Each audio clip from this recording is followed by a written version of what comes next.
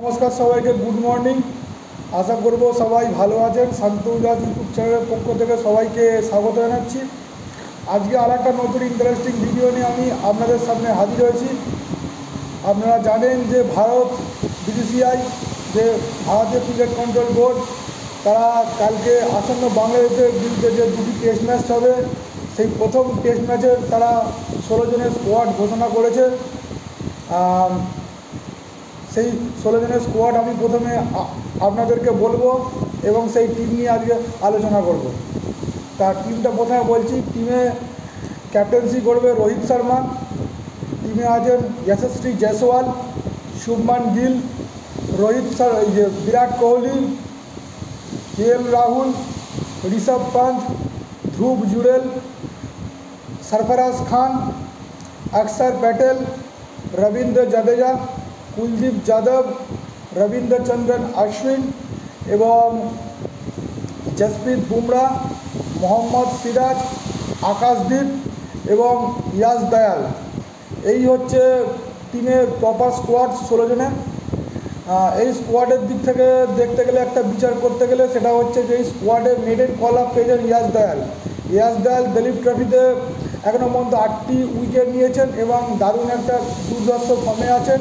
এবং আকাশদীপও এই দলীপ ট্রফিতে তিনি খুব ভালো পারফরমেন্স করেছেন। তিনিও মোটামুটি 9টি উইকেট নিয়েছেন। তিনিও একটা ভালো পারফরমেন্স আছে এবং সেই ভালো পারফরমেন্সের সুবাদে তাকে টিমে জায়গা দেওয়া হয়েছে। আজকে তাকে টিমে আরেকটা জায়গা দেওয়া প্রধান কারণ, তিনি বেঙ্গলের হয়ে অনেক ভালো একটা পারফরমেন্স তিনি করেছেন। আর একটা কথা, সেটা হচ্ছে মোহাম্মদ সিরাজের একটা ফিটনেস। কারণ মোহাম্মদ সিরাজ এই মুহূর্তে তিনি ডেঙ্গুতে আক্রমণ হয়েছিলেন এবং তার দরুন তিনি দলীপ ট্রফিতে যেসব দলীপ ট্রফির ম্যাচ তিনি খেলতে পারেননি, তাই তার একটা ফিটনেস ইস্যু নিয়ে যাতে ভারতীয় ম্যানেজমেন্টকে প্রবলেম ফেস করতে না হয়, তারই ধরুন আকাশদীপ এবং ইয়াশ দয়ালকে অন্তর্ভুক্ত করা হয়েছে। মোহাম্মদ শামি এখনও পর্যন্ত তিনি ফিট নন, তিনি আনফিট। তিনি এখনও আনফিট এবং সেই জন্য তাকে প্রথম যে টেস্ট ম্যাচ, এই প্রথম টেস্ট ম্যাচে তারা ভারতীয় যে অজিত আগারকরের নেতৃত্বাধীন যে সিলেকশন কমিটি, সেই সিলেকশন কমিটি তাকে টিমেতে রাখেনি, টিমের বাইরেতে রেখেছে। এবং এই টিমের দিক থেকে দেখতে গেলে, যেটা ফাস্ট বোলিং গ্রুপ, খুবই একটা ভালো fast bowling group. Mohammad Siraj, Jasprit Bumrah, Yash Dayal, Akashdeep একটা ভালো ফাস্ট বোলিং লাইন আপ। এবং স্পিন বোলিং ডিপার্টমেন্ট দিক থেকে দেখতে গেলে, স্পিন বোলিং ডিপার্টমেন্টের যথেষ্ট দুর্দান্ত একটা স্পিন বোলিং লাইন আপ, যেমন অক্ষর প্যাটেল, রবীন্দ্রচন্দ্রন অশ্বিন, রবীন্দ্র জাদেজা, কুলদীপ যাদব। ও এরা একটা প্রপার যে একটা স্পিনিং যে টিম, সেই স্পিনিং টিমও একটা তারা বানিয়েছে। এবং ব্যাটিং ইউনিটের দিক থেকে দেখতে গেলে, যেটা যশস্বী জয়সওয়াল ইংল্যান্ডের বিরুদ্ধে যে সিরিজ গেল, সিরিজে তিনি খুব ভালো পারফরমেন্স করেছেন এবং সরফরাজ খান তিনিও দুর্ধর্ষ ফর্মে আছেন। রোহিত শর্মা, বিরাট কোহলি এবং কেএল রাহুলের মতো বড় বড় তারকারা এই টিমে আছে। ঋষভ পন্থের মতো ভালো ব্যাটার আছে, ধ্রুব জুড়েলের মতো ভালো ব্যাটার আছে। তবে আমার হয়তো কোথাও একটু মনে হচ্ছে, কারণ রেড বল ক্রিকেট ভারতীয় দল ইতিমধ্যে অনেক দিন খেলেনি। কারণ এখন দেখতে গেলে ভারতীয় দলের টেস্ট ম্যাচ টানা অনেকগুলো আছে। যেমন তারা বাংলাদেশের বিরুদ্ধে টেস্ট সিরিজ খেলে, তারা নিউজিল্যান্ডের বিরুদ্ধে খেলবে এবং নিউজিল্যান্ডের বিরুদ্ধে খেলে তারা অস্ট্রেলিয়ার বিরুদ্ধে বর্ডার গাভাস্কার ট্রফি খেলবে। অতএব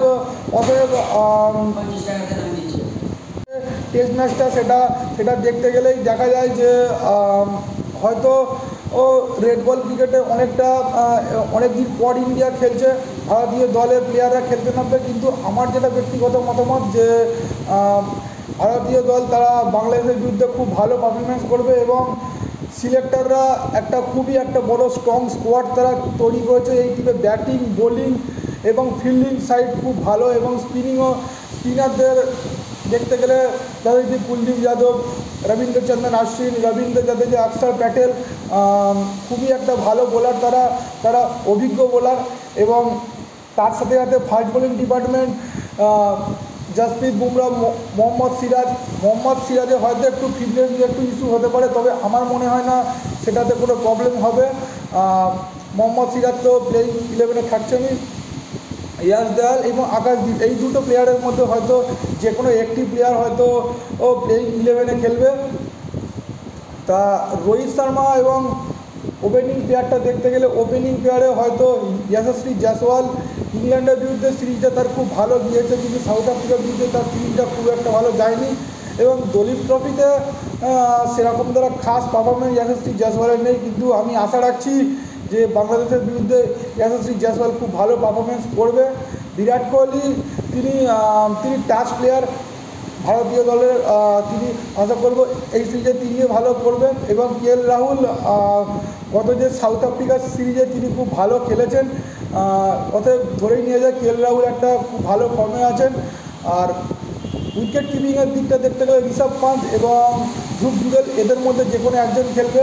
আমার মনে হয় ব্যক্তিগত দিক থেকে সেটা হচ্ছে যে ঋষভ পান্থকে খেলার সম্ভাবনাটাই বেশি, কারণ ঋষভ পান্থ যে 5-6 নম্বরের যে নামবে 5-6 নম্বরে এমন একজন ব্যাটারকে দরকার যিনি স্পিনারদের বিরুদ্ধে অ্যাটাক করে খেলতে পারবে না, সেরকম একজন ব্যাটারকে দরকার।